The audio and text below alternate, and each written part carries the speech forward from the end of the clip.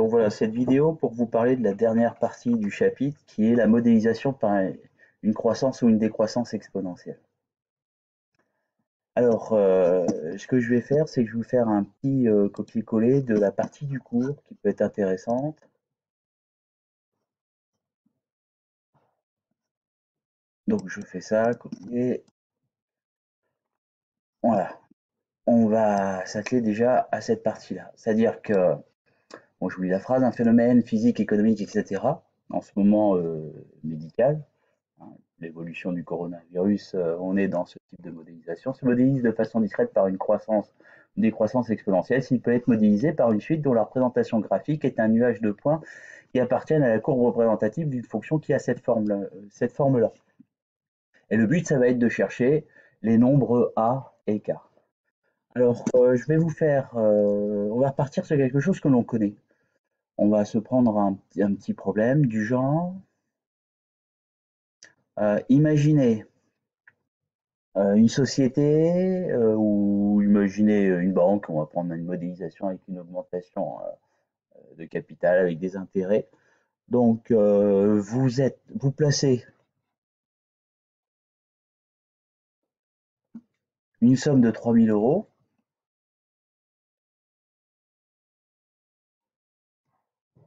à 4% d'augmentation par an.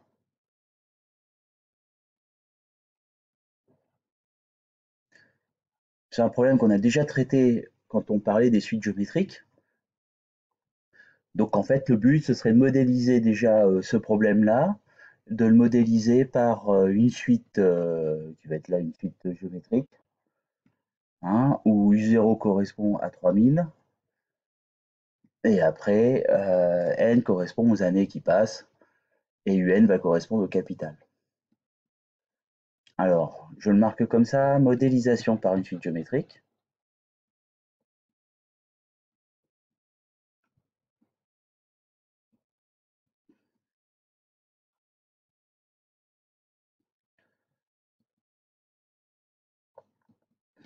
Voilà. Donc je vais partir du principe que U0, et je vais vous mettre UN, c'est la somme placée à l'année N.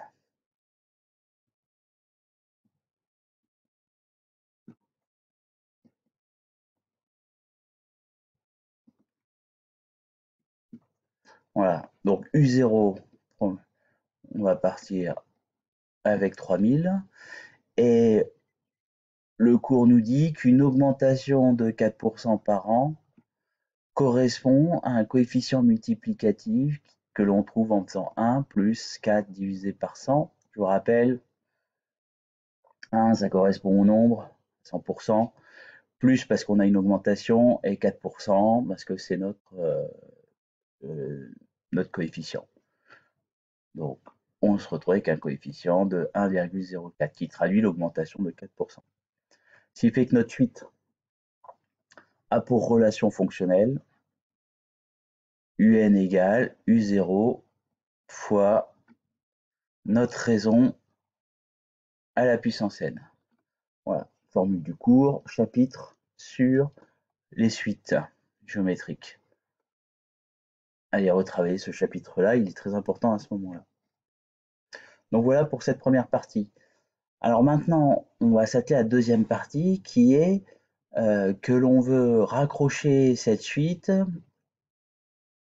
à une fonction, c'est-à-dire que toutes les valeurs de la suite seraient des points du nuage du point représentés par cette fonction-là. C'est-à-dire que on va chercher, on va mettre en noir, on cherche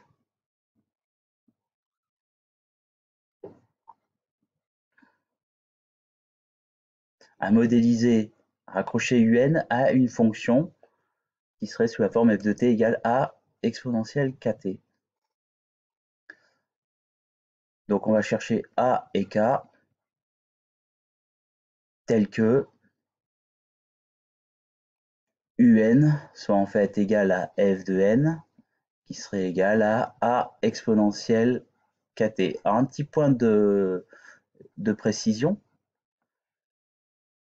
Là, on a un modèle qui est croissant.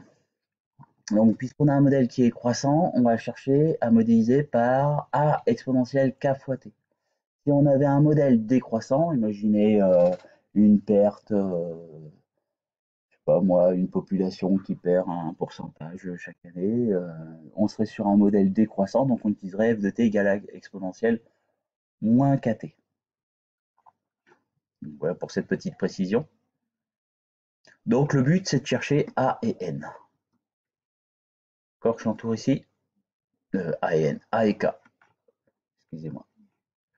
Alors première chose, on connaît le 0. D'accord, qui est égal à f de 0 et qui fait en fait 3000. Et ça, c'est égal à a exponentielle 0 fois n. Or, exponentielle 0 fois n, pas 0 fois n, 0 fois k. Ça va pas changer le résultat. Mais bon. 0 fois k, ça fait 0. Exponentielle de 0, ça fait a. Donc ça fait a. D'accord, je vous le marque ici, car exponentielle de 0 est égal à. Donc on a notre petit a. Donc on a f de n est égal à 3000 fois l'exponentielle de k fois n, et qui est égal aussi à 3000 fois 1,04, notre raison, à la puissance n. Je remonte un petit peu ma page. Voilà. Donc là, le but, c'est de trouver, je rappelle, l'inconnu que l'on cherche ici, c'est k.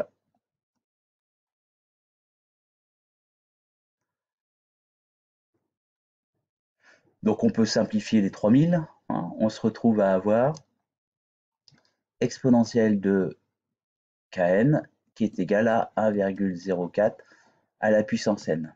Alors là, une petite propriété du cours qui est intéressante à ce niveau-là. Vous vous souvenez, on avait mis comme propriété dans le cours que l'exponentielle de b à la puissance n, c'était aussi l'exponentielle de b fois n. Bon, ben là, on va s'en servir. Ça fait qu'ici, on a exponentielle de k à la puissance n est égal à 1,04 à la puissance n. Donc on cherche en fait, on cherche k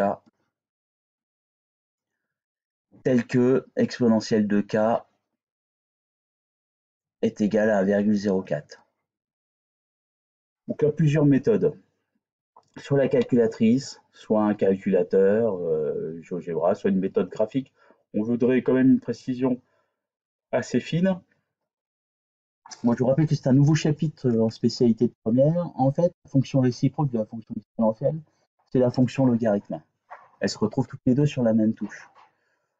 Donc là, vous pouvez utiliser votre calculatrice. Ça revient en fait à chercher, alors je vais le mettre à la calculatrice, alors sachant que la fonction exponentielle est du programme de première spécialité, mais pas la fonction logarithme.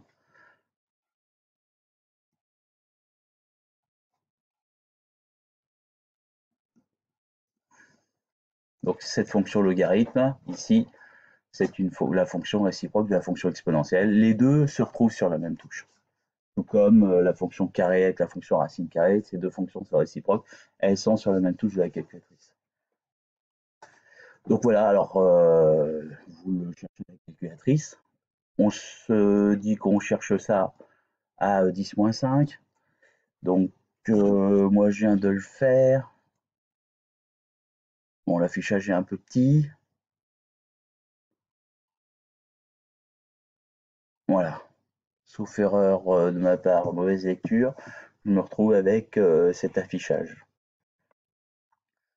Donc en fait, nous avons modélisé notre suite par une fonction. Et donc on a notre fonction f de t qui est égale à 3000 à, alors non, pas A, justement, on vient de le calculer, c'est 3000. 3000 exponentielle 0,0329 fois t. Et là, ça va me permettre de copier-coller un dernier élément du cours. Le but, c'est de passer en fait ce qu'on appelle du discret au continu. Par exemple, quand on avait les suites, on pouvait calculer ce qui se passait à l'année 1, à l'année 2, à l'année 3, à l'année 4. On ne pouvait pas calculer ce qui se passait à l'année 3,5, 3,6. Imaginez que ce soit important. Imaginez qu'on ait des intérêts intermédiaires et que ce soit important de les calculer. Et bien, grâce à ça, maintenant, on va pouvoir passer ce qu'on appelle du discret au continu. Alors, je vous fais le copier-coller de la formule du cours, la définition. Je me dépêche. Il veut bien faire. Donc tout ça est dans le cours, hein, c'est simplement un copier-coller pour vous le rappeler à ce niveau-là. Hein.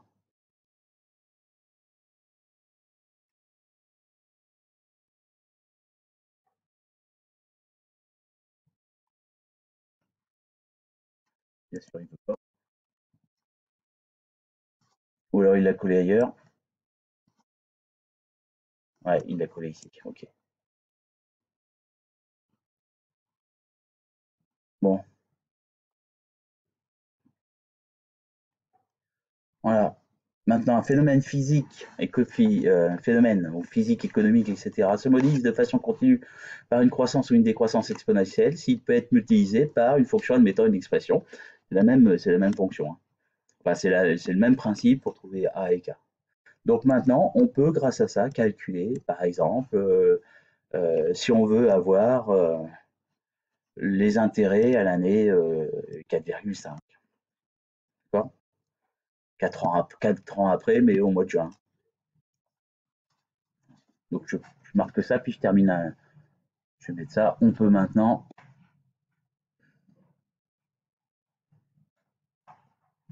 On peut calculer f de 4,5. Et vous le faites à la calculatrice. Hein.